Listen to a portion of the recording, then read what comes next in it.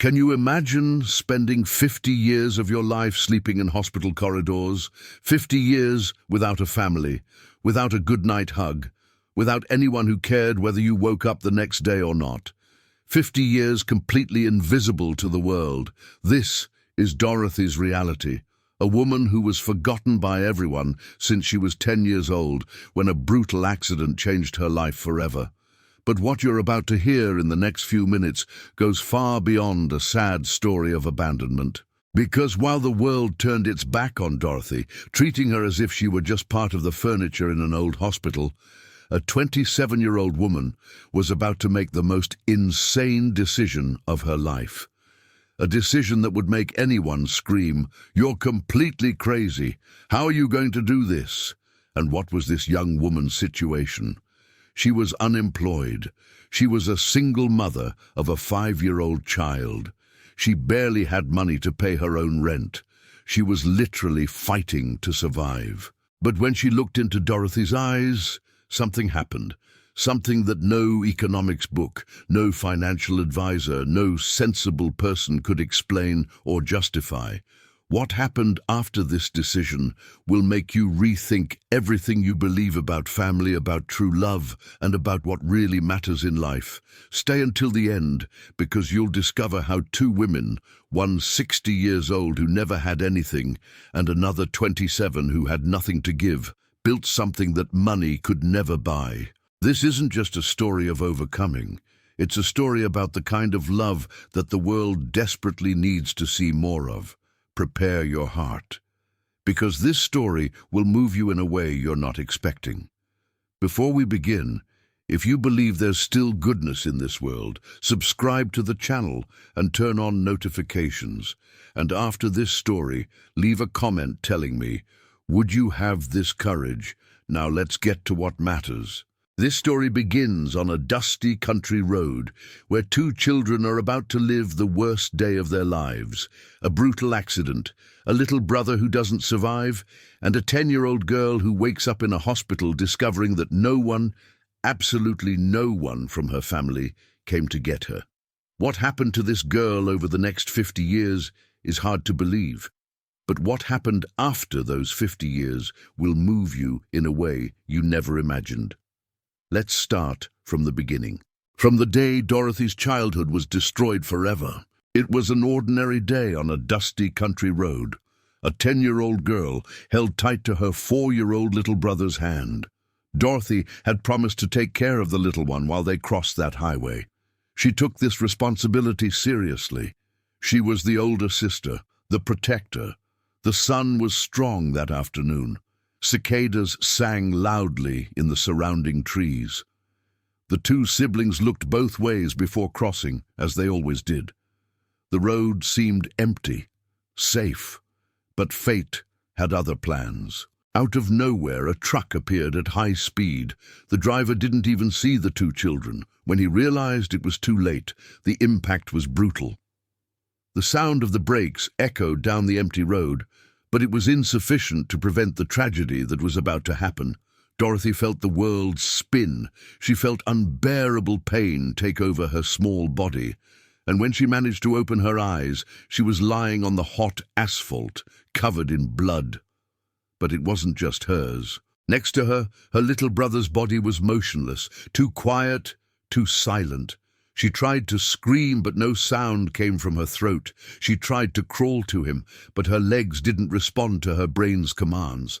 All she could do was extend her trembling hand and touch her brother's already cold little fingers. And then everything went dark. When Dorothy woke up, she was in a hospital. Pain throughout her body, multiple fractures, severe internal injuries. Doctors commented among themselves that it was a miracle she had survived, but for Dorothy at that moment, surviving seemed like a curse worse than death. In the first days after regaining consciousness, she only wanted to know one thing: where was her brother?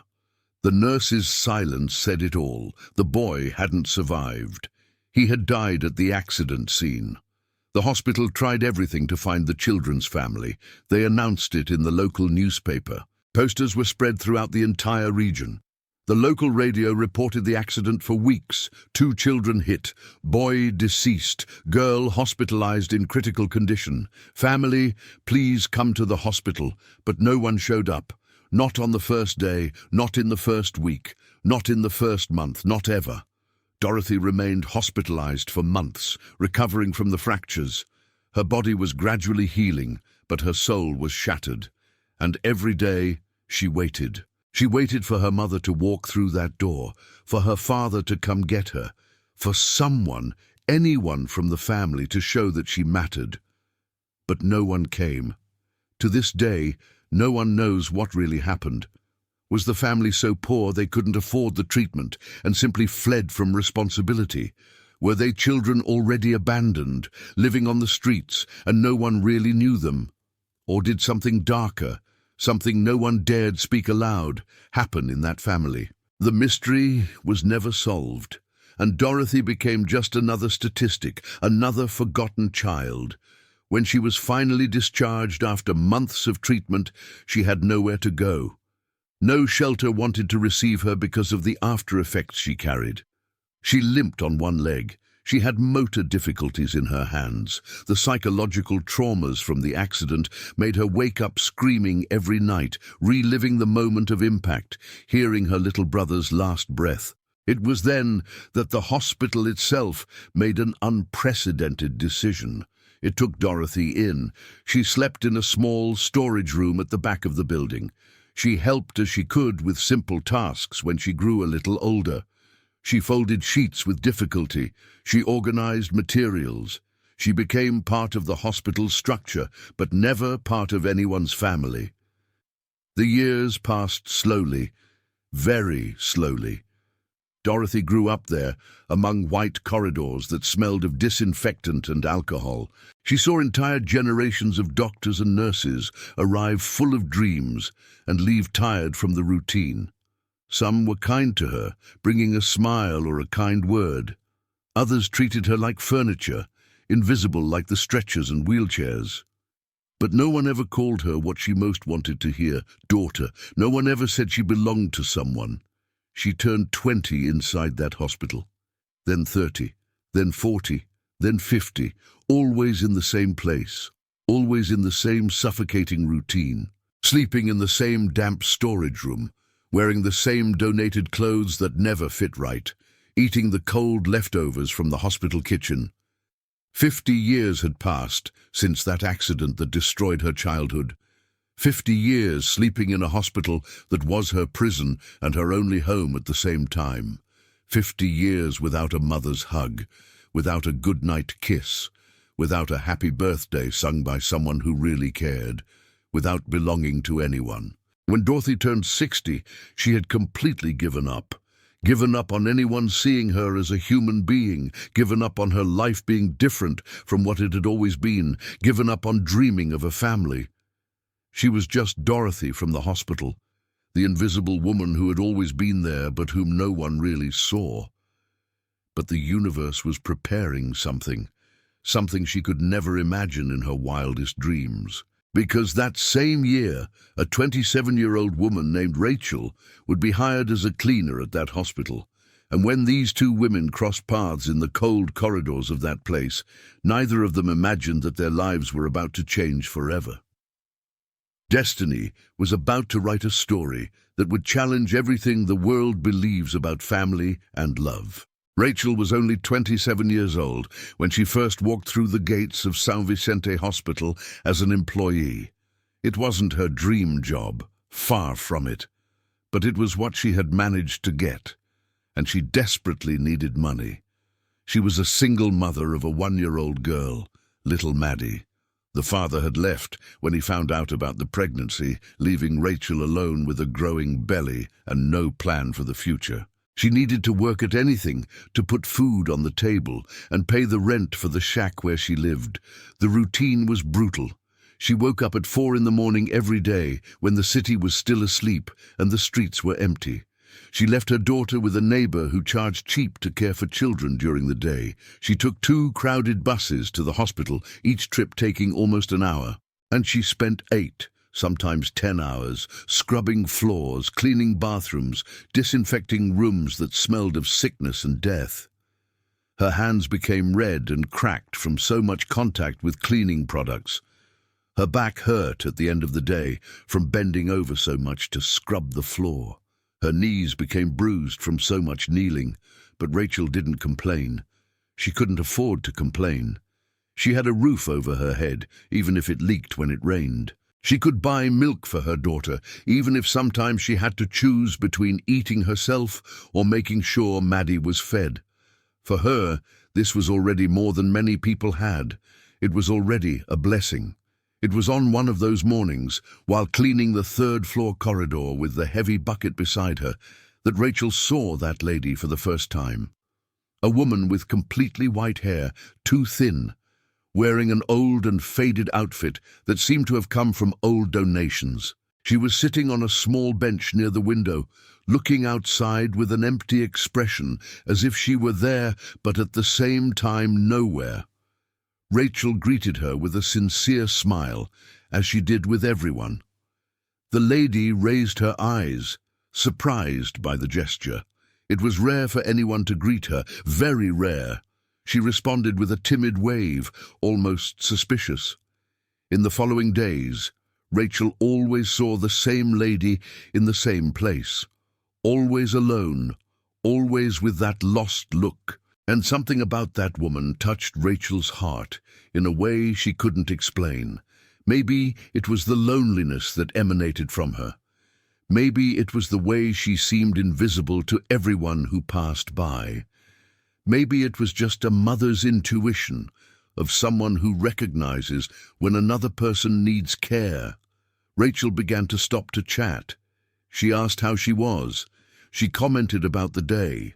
She talked about the little daughter she had at home, and gradually, very gradually, Dorothy began to open up. It was in one of these corridor conversations, while Rachel pretended to be busy cleaning so she could stay there longer, that Dorothy told her story. She told about the accident that killed her little brother, about the family that never showed up, about the 50 years living in that hospital, forgotten by everyone. Rachel felt such a strong tightness in her chest that she needed to lean against the wall. How could that woman have spent her entire life there? How had no one ever done anything?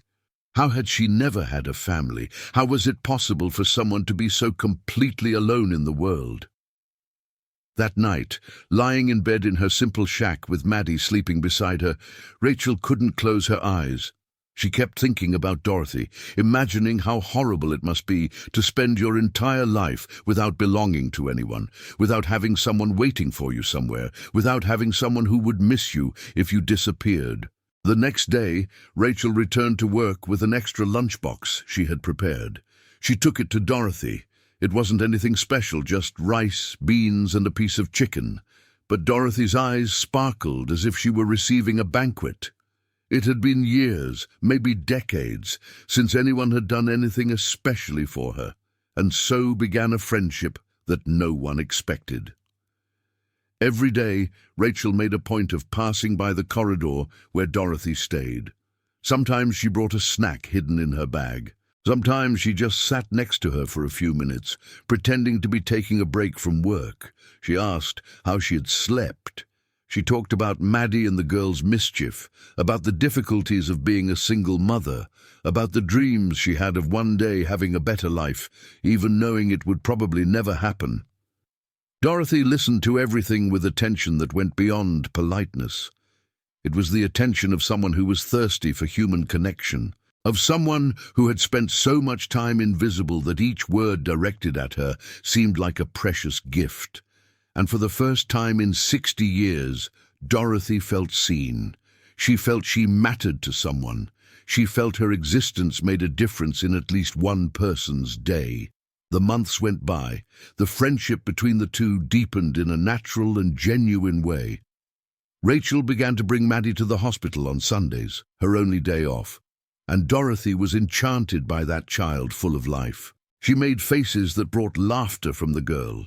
She told made-up stories about princesses and castles, and for the first time in her life, she experienced what it was like to have someone running toward her just to hug her. Little Maddie, with her childlike innocence, began to call Dorothy Grandma, and the heart of that 60-year-old woman who had never been anything to anyone melted every time she heard that little word.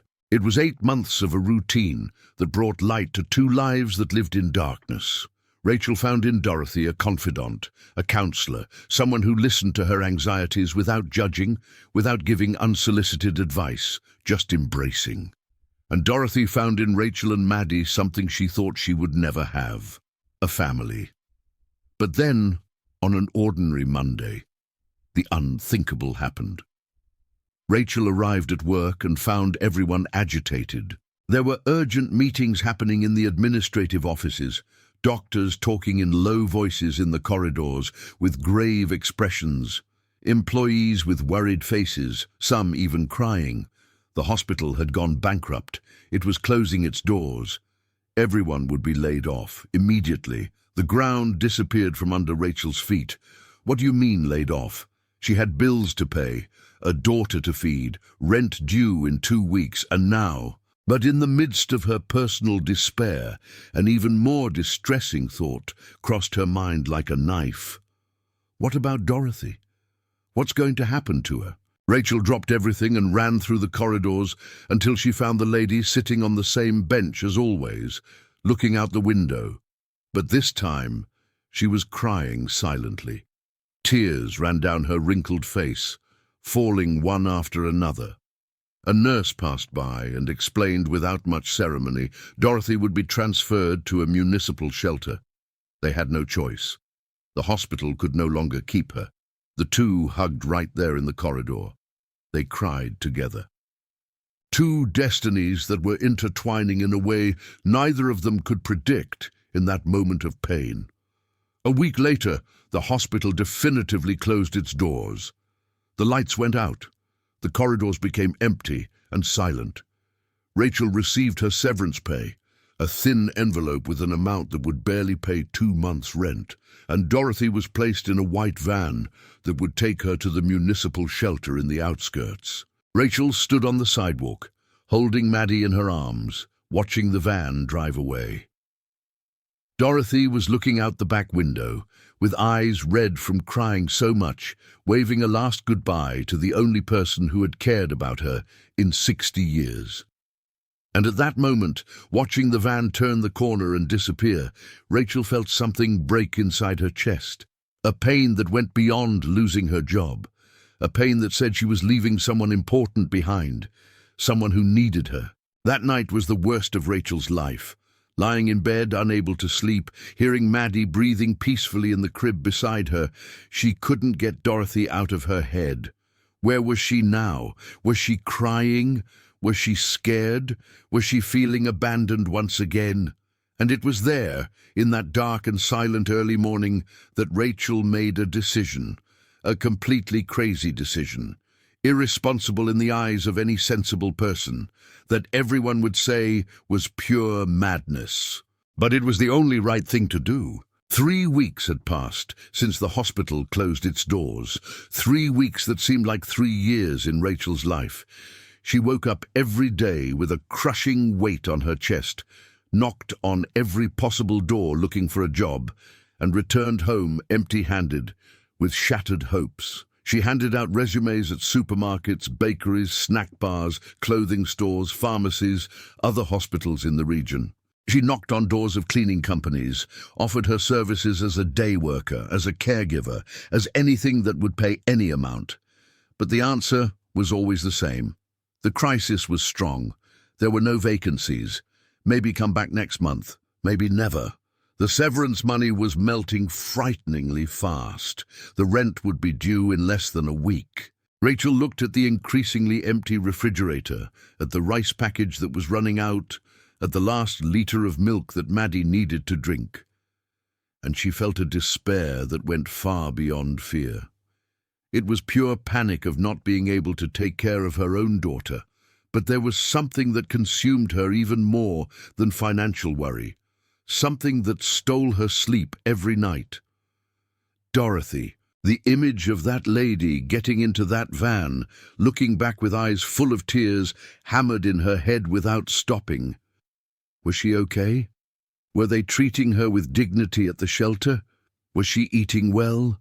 Was she feeling that she had been abandoned once again? Did she think Rachel had forgotten her? Rachel held out for 3 weeks. 3 weeks trying to convince herself that Dorothy was being cared for, that she would be fine, that it wasn't Rachel's responsibility to save everyone when she herself was drowning. But on that Thursday morning, she couldn't take it anymore. She needed to go there. She needed to at least see with her own eyes how Dorothy was. She needed to know if she was okay. She picked up Maddie in her arms, spent the last spare change she had on bus fare, and went to the municipal shelter. The trip took almost 2 hours, crossing the entire city to reach the furthest outskirts. When she got off the bus and saw the building, she felt her stomach turn. It was an old place, with peeling and dirty walls, broken windows patched with cardboard, a rusty gate that creaked when opened. The smell coming from inside was a nauseating mixture of mold, urine, and spoiled food. Rachel entered holding Maddie tightly, as if wanting to protect the girl from that place. The reception was empty. The place was silent. A heavy and oppressive silence. She walked until she found a large hall where there were dozens of elderly people. Some were sitting in rusty wheelchairs, looking at nothing with empty expressions. Others slept in uncomfortable chairs, with their mouths open and their heads hanging to the side.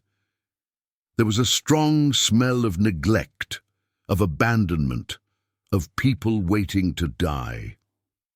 And then Rachel saw Dorothy. She was hunched in a chair in the farthest corner of the hall, alone, staring fixedly at the wall as if in a trance. She seemed to have aged 10 years in just 3 weeks. Her face was thinner, paler. Her eyes were sunken and without shine. She seemed to have completely given up on living. Rachel called her name. Dorothy didn't respond. She called again, louder. Slowly, very slowly, the lady turned her face, and when their eyes met, something happened. Dorothy's dead eyes suddenly filled with life and with tears. She tried to get up, but her legs trembled so much she almost fell. Rachel dropped her bag on the floor and ran to her, holding her before she collapsed. The two hugged right there, in the middle of that cold and lifeless hall. Dorothy cried desperately, clinging to Rachel as if clinging to the last lifeline in the middle of an ocean. Her whole body trembled, and between sobs she whispered broken words, begging to leave there, begging not to be left once again. Rachel looked around. She saw that horrible place where human beings were thrown to be forgotten until death. She saw the other elderly people that no one visited, that no one wanted, who were just waiting for the end. She saw disinterested employees who treated those people like objects, not like people. And when she looked back at Dorothy, she saw something that pierced her heart like a spear. In that woman's eyes was the same fear she saw in Maddie's eyes when the girl woke up scared at night. It was a silent request for protection, a request not to be abandoned, a request to be loved. And it was at that exact moment, in that shelter that smelled of death and despair, that Rachel made the decision that would change her life forever. She was going to get Dorothy out of there. She was going to take that woman to her house. It didn't matter that she was unemployed. It didn't matter that she barely had money to feed herself and her daughter. It didn't matter that her house was tiny. It didn't matter that everyone would say she was crazy. Because there are moments in life when the only right thing to do is the hardest thing. And this was one of those moments. Rachel held Dorothy's face with both hands, wiped her tears, and without saying a word, just nodded. Dorothy understood. Finally, after 60 years, someone was choosing her. Someone was saying she mattered, that she deserved to be cared for, that she wouldn't die alone and forgotten. Rachel went to the shelter administration. She talked to the social worker on duty. She explained that she wanted to take Dorothy away, that she would take care of her in her home. The woman looked at Rachel with suspicion, asked questions about her financial conditions, about where she lived if she had a job. Rachel lied. She said she had a stable job. She said she had an adequate house. She said everything she needed to say to get Dorothy out of that hell. She signed papers, stamps, authorizations. It didn't matter. She would do whatever was necessary. 2 hours later, Rachel was leaving the shelter with Maddie in one arm and Dorothy leaning on the other. The lady had nothing but the clothes on her body and an old plastic bag with a few belongings, but she was smiling. For the first time in 3 weeks, she was smiling. The three got on the bus back. During the entire trip, which lasted almost 2 hours with transfers, Dorothy didn't let go of Rachel's hand for a second, as if afraid that, if she let go, everything would disappear like a dream. When they finally arrived at Rachel's house, Dorothy stopped at the door. She looked at that simple wooden shack, with a roof that dripped when it rained, with a door that didn't close properly, located in a narrow alley in a poor neighborhood. But for Dorothy, that place seemed like a palace, because it was a home. For the first time in 60 years, she was entering a real home. Rachel took Dorothy to the tiny room that had previously been used as a storage room for brooms and buckets. She had spent the previous early morning cleaning that cramped space, placing an old thin mattress on the floor, some pillows donated by the neighbor, hanging a faded little curtain on the small window that barely let light in. It wasn't much. It was almost nothing. But it was hers. Dorothy entered the little room slowly, as if stepping on sacred ground. She looked around. She saw the mattress, the pillows, the curtain, the window, and then she turned to Rachel with overflowing eyes. She hugged the young woman with a strength that seemed impossible for that frail body. And there, in that tight embrace, Dorothy understood something. For the first time in her entire life, she had a place in the world. She had someone who wanted her there. She had a house. She had a family. And when night came, and the three sat on the living room floor to eat what little they had, rice with eggs, Dorothy looked at Rachel and Maddie and felt something she had never felt before. She felt at home. Finally, after 60 long years, she was home. Reality hit hard the following Monday. Rachel woke up before sunrise, as she always did, but this time the weight on her shoulders was even more crushing. She walked to the tiny kitchen, opened the almost empty refrigerator, looked at the envelope with overdue bills on the small table, and felt panic rising in her throat. Now there were 3 mouths to feed, 3 people depending on her, and she had no job, no money, no prospects. The temptation to regret hit hard at that moment. It would have been so much easier to have left Dorothy at the shelter. It would have been so much simpler to take care of only herself and Maddie. But when she looked at the little room where Dorothy was still sleeping, hearing the peaceful breathing of that woman who had finally found peace, Rachel knew there was no going back. She had made a choice, and she would bear the consequences, whatever they were.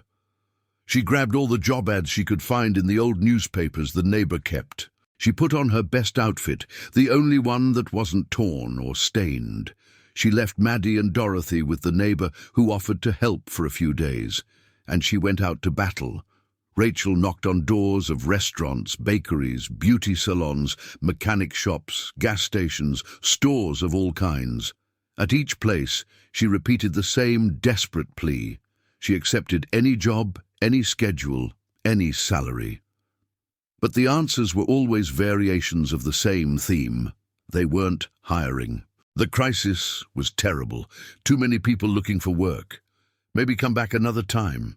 Leave your resume and we'll call. Polite lies that meant no.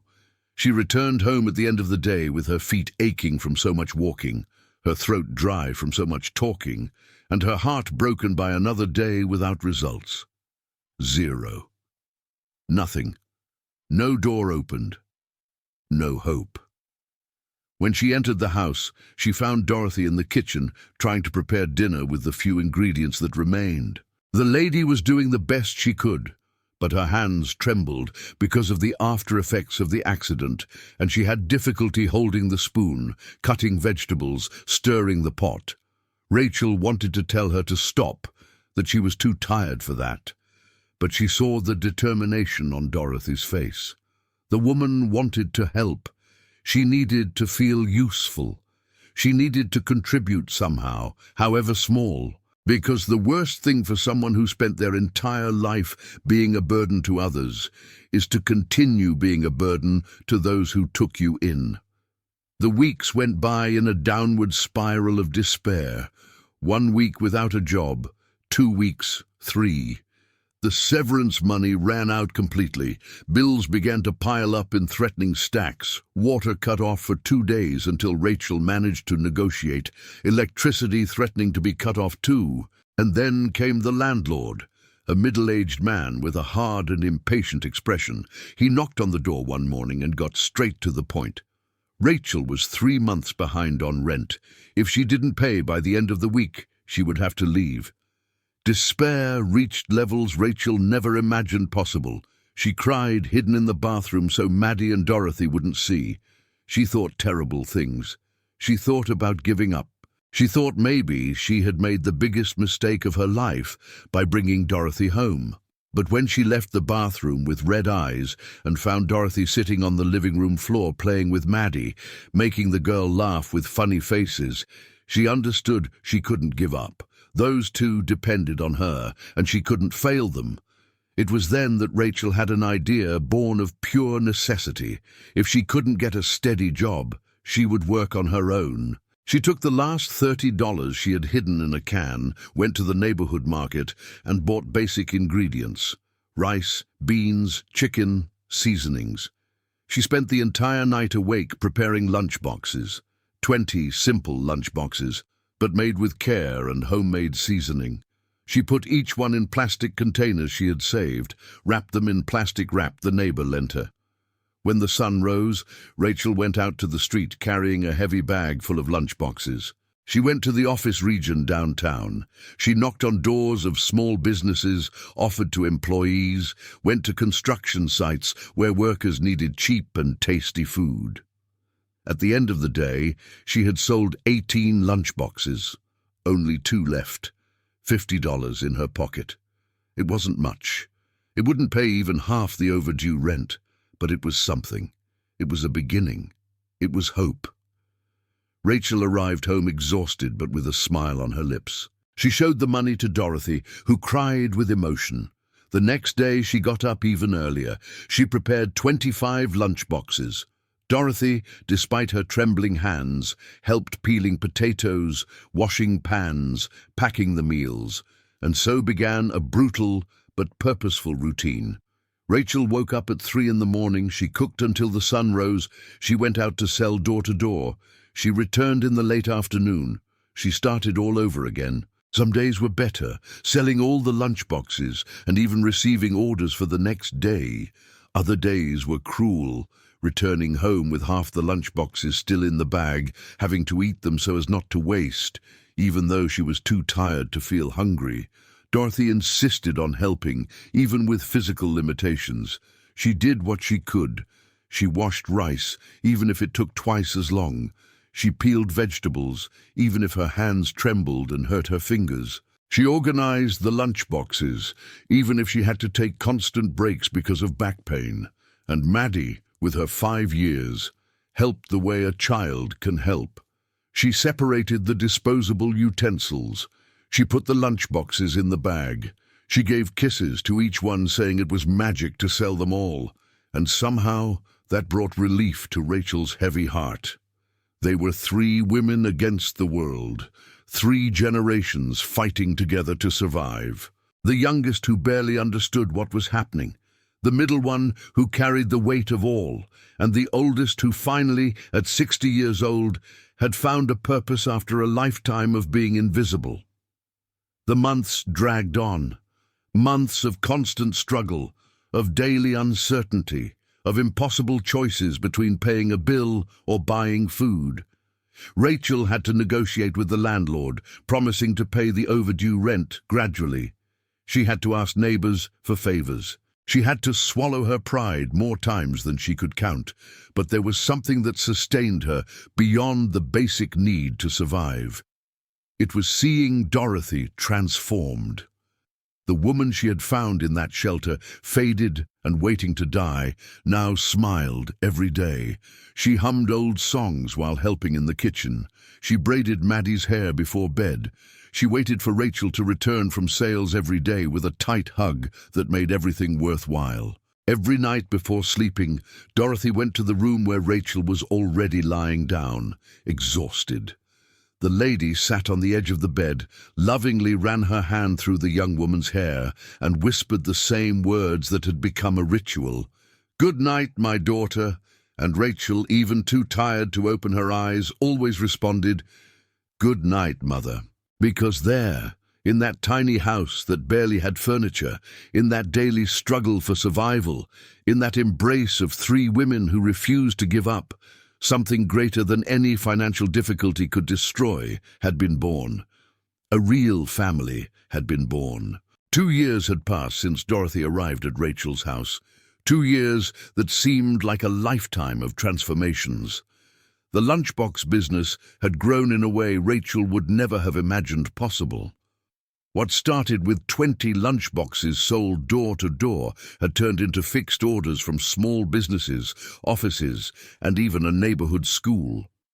Rachel managed to rent a shared kitchen twice a week where she could prepare larger quantities.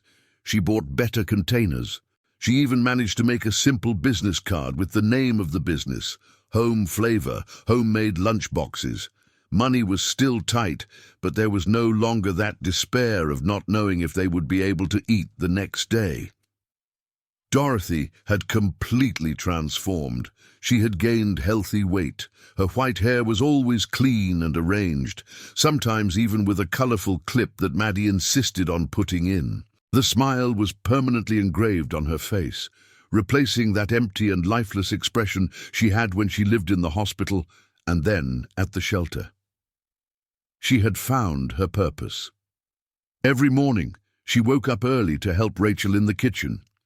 Even with trembling hands, she managed to do simple tasks that made all the difference. She washed vegetables, she organized the seasonings, she packed the lunchboxes with special care, as if wrapping gifts. And when Rachel left to make deliveries, Dorothy stayed home taking care of Maddie. She took the girl to the little park, even limping on one leg. She helped with school homework, even having difficulty holding the pencil. She told stories made up on the spot that made Maddie fall asleep with a smile on her face. Little Maddie, now 7 years old, no longer remembered a time when Grandma Dorothy wasn't part of the family. For her, it had always been this way. Mommy, Grandma, and her. A complete family full of love, even without having much money. The entire neighborhood knew the story of those three. Some people thought Rachel was crazy for having taken in an elderly woman when she herself could barely support herself. Others said she was a saint. But most just saw what was obvious, true love that didn't depend on blood or surname.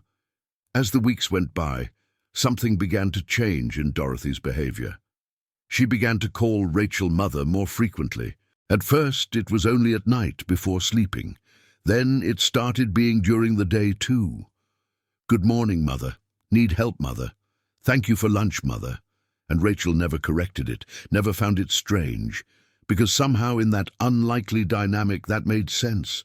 Dorothy was 60 years old, Rachel was 27, but there in that house, in the daily care, in the love that one offered the other, those words were true. Dorothy had finally found someone who made her feel she belonged to someone who chose her, without obligation, without blood, just out of pure love. And for her, that defined what a mother really was. Not who gave birth to you, but who chose to be present, who chose to care, who chose to love.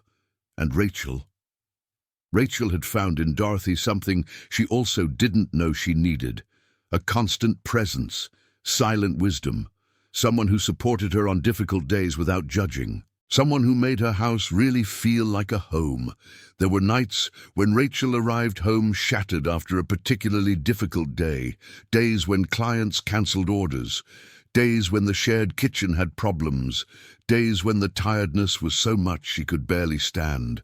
And on those nights, invariably, she found Dorothy waiting for her, sometimes with a hot tea prepared with difficulty, sometimes just with a hug and understanding silence, and that made all the difference. One particular night was engraved in Rachel's memory forever. She had come home crying because a major client had cancelled a monthly order, compromising the next month's budget. She sat at the kitchen table and broke down. Dorothy came slowly, sat next to her, and simply ran her hand through Rachel's hair like a mother does with a daughter who is suffering. She didn't say anything. She didn't need to. That simple gesture said everything. And it was at that moment that Rachel understood something profound. She hadn't adopted Dorothy to save her. What happened was exactly the opposite. Dorothy was the one who had saved Rachel from a life empty of real purpose, from a loneliness she didn't even know she felt, from an existence that would be just surviving instead of really living. Dorothy had given meaning to Rachel's daily struggle. She had shown that a person's value isn't in what they can produce or the money they can earn, but in the capacity to love and be loved. A year passed since that night. Things continued improving gradually.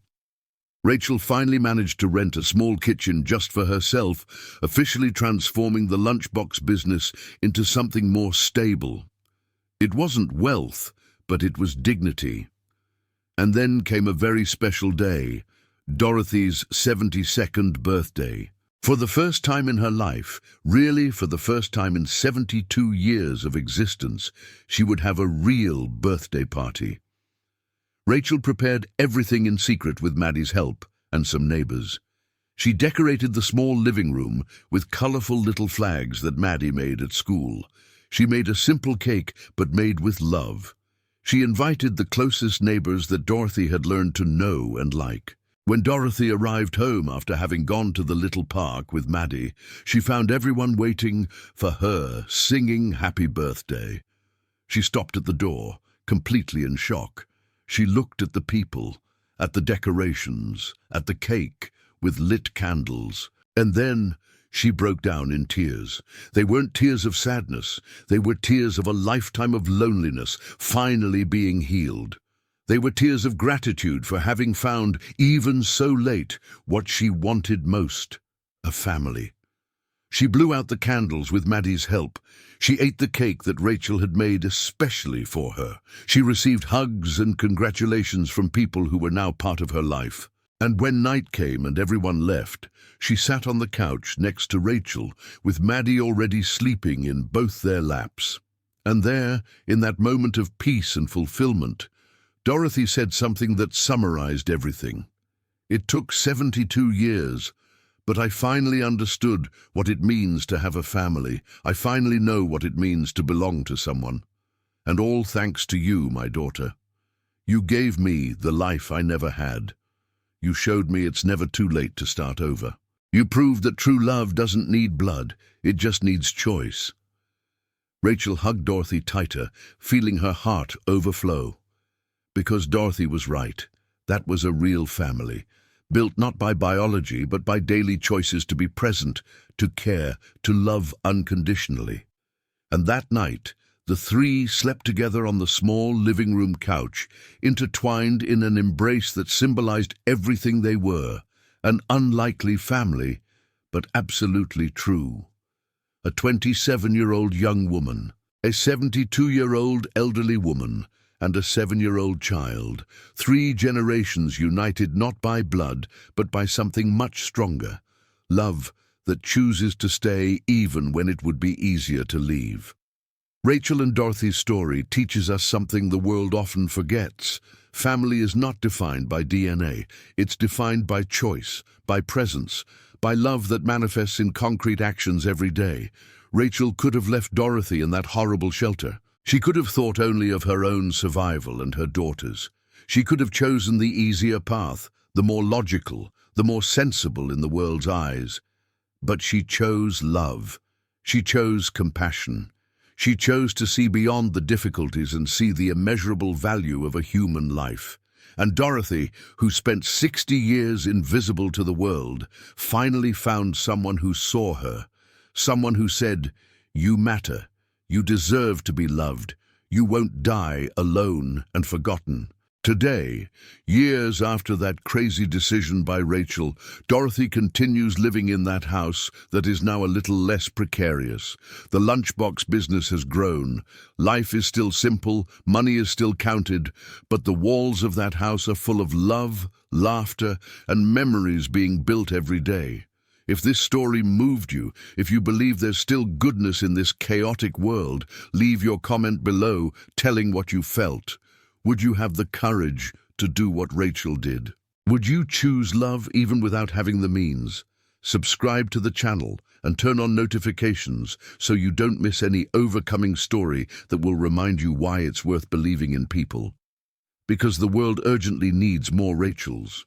More people who choose love when everything seems impossible. More people who prove that family is much more than a surname or birth certificate.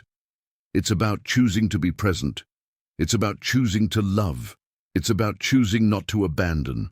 See you in the next story. And remember, you too can make a difference in someone's life today. A big hug.